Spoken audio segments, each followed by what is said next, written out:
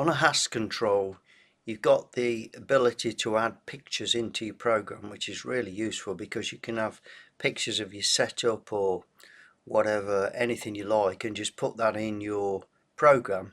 It's very easy to add, and this video shows you how to do it. What I'm doing here is actually taking a screenshot and then putting that into the program. So you could use that. It could be a picture of your work offset or something like that.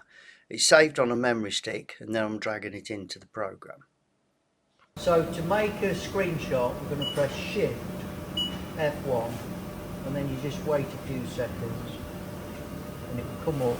Snapshot saved to you, USB snapshot 0, and then I'm going to go into program, and I'm going to go on the edit button.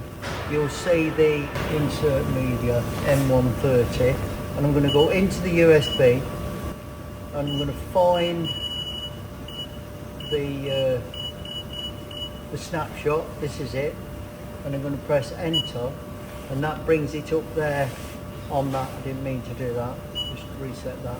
That brings it up there on that screen, and that will now, when I run that program, that will now come up. So I'm just going to shift it. I'm just going to go F2, F2. I'll put it up the top here, and that's put it up there.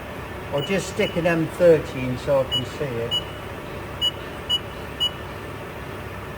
And now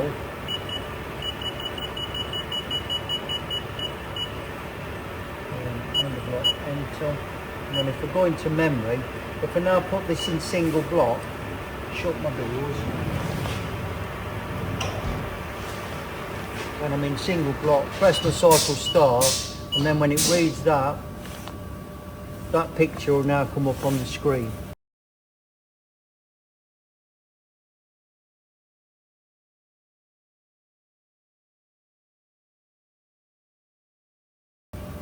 Okay.